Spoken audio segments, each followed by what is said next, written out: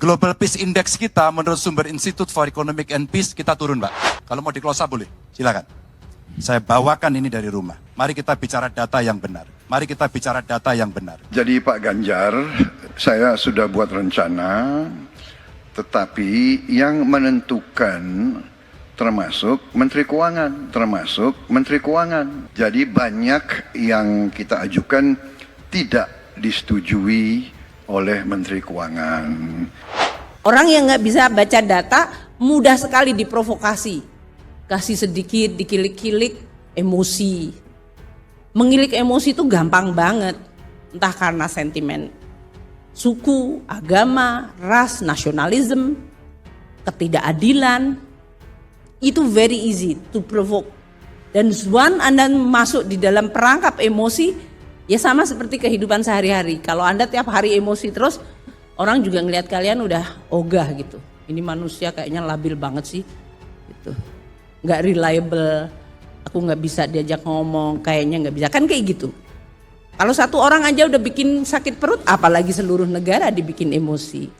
Jadi saya akan mengatakan menjelang nih mau pemilu, Anda boleh berbeda pilihan siapa saja yang Anda pilih. That's really your hak sebagai warga negara. Tapi gunakan secara rasional, baca data, baca statement, lihat dan pilih path mana Indonesia mau ke depan. Negara yang mau baca data, itu biasanya rasionalitasnya menjadi terlatih. Emosinya menjadi lebih bisa dikelola. Data-data yang Bapak pegang adalah keliru, dan juga Pak Ganjar tadi juga banyak kelirunya. Pak Prabowo, saya senang sekali Bapak memantik saya, data saya tidak benar. Silakan bantah data saya hari ini, Pak. Dan saya izinkan kalau ada staf mau bantu, silakan beri di sebelahnya. Izinkan. Jadi begini, yang Bapak ungkapkan itu, saya bisa bantah, waktunya tidak cukup. Saya siap berjumpa dengan Bapak. Mari kita bahas satu persatu, akan saya buktikan. Saya butuh hari ini, Pak. Nggak bisa. Saya tidak dikasih waktu. Jadi Anda tidak fair. Anda minta saya kasih penjelasan yang begitu rumit, tapi waktu saya terbatas. Jadi tidak perlu, debatnya itu hari ini. Kenapa mesti besok? Kalau memang tidak siap, jangan berdebat. Kalau mau siap, ya persiapkanlah dengan baik debat itu. Maka kalau kemudian kita waktunya terbatas, itulah ujian yang paling bagus. Maka kalau Anda tidak perform, jangan menantang pada ruang lain. Ruang lain nanti ada ruang sendiri, ya. Dan publik akan melihat. Tapi dengan saya sudah cukup ada di sini. Maka publik kita minta untuk menilai. Kalau orang Jawa, ada Ronggo Warsito dulu mengatakan, ojo gumunan, ojo kagetan.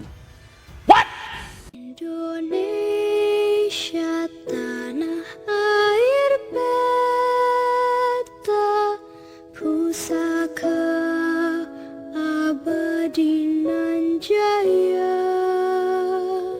Hubungan antara Menteri Pertahanan Prabowo Subianto dan Menteri Keuangan Sri Mulyani Indrawati menjadi sorotan masyarakat. Hal itu terjadi usai munculnya perdebatan terkait anggaran Kementerian Pertahanan yang diduga mencapai 700 triliun rupiah di era kepemimpinan Prabowo Subianto. Isu terkait anggaran jumbo Kemenhan awalnya dilontarkan oleh calon presiden atau capres nomor urut 1, Anies Baswedan, dalam debat capres ketiga yang dilaksanakan Minggu 7 Januari 2024.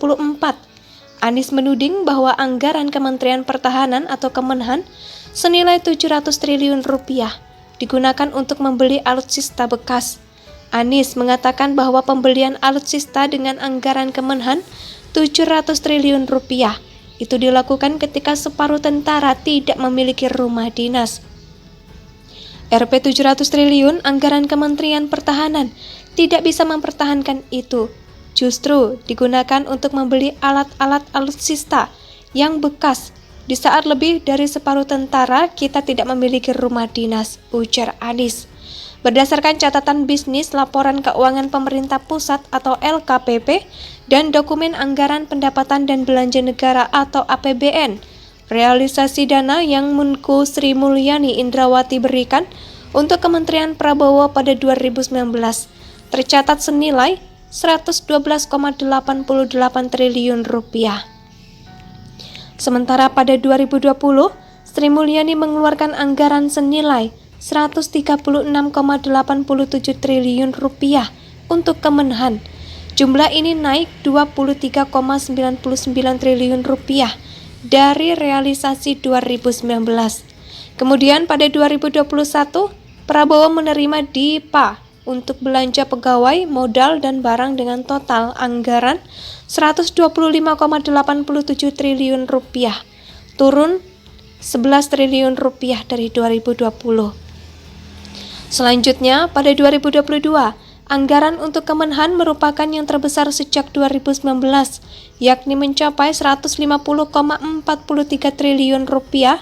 Lalu pada 2023, pemerintah mengalokasikan anggaran untuk Kemenhan senilai 134,32 triliun rupiah. Realisasi sementara untuk belanja modal Kemenhan tahun anggaran 2023 tercatat mencapai 70,9 triliun rupiah atau meningkat hampir 2 kali lipat dari APBN. Dosen Hubungan Internasional Universitas Paramadina, Prasetya Nugraha, menggarisbawahi bahwa pernyataan Anies sebagian benar. Dia menyoroti bahwa anggaran 700 triliun rupiah tidak seluruhnya digunakan untuk membeli alutsista bekas. Sebagian benar karena dalam beberapa aspek, misalnya rencana pembelian 12 jet tempur Mirage 2005 bekas produksi CSG dari Qatar dinyatakan dipending atau dibatalkan pada Januari 2024, kata Prasetya. Hubungan antara Menteri Pertahanan Prabowo Subianto dan Menteri Keuangan Sri Mulyani Indrawati menjadi sorotan masyarakat. Hal itu terjadi usai munculnya perdebatan terkait anggaran Kementerian Pertahanan yang diduga mencapai 700 triliun rupiah di era kepemimpinan Prabowo Subianto. Isu terkait anggaran jumbo Kemenhan awalnya dilontarkan oleh calon presiden atau capres nomor urut 1, Anies Baswedan, dalam debat capres ketiga yang dilaksanakan Minggu 7 Januari 2024. Anies menuding bahwa anggaran Kementerian Pertahanan atau Kemenhan senilai 700 triliun rupiah digunakan untuk membeli alutsista bekas. Anies mengatakan bahwa pembelian alutsista dengan anggaran Kemenhan 700 triliun rupiah itu dilakukan ketika separuh tentara tidak memiliki rumah dinas. Rp 700 triliun anggaran Kementerian Pertahanan tidak bisa mempertahankan itu. Justru digunakan untuk membeli alat-alat alutsista yang bekas. Di saat lebih dari separuh tentara kita tidak memiliki rumah dinas, ujar Anies. Berdasarkan catatan bisnis laporan keuangan pemerintah pusat atau LKPP, Indonesia sejak dulu kala tetap dipuja-puja.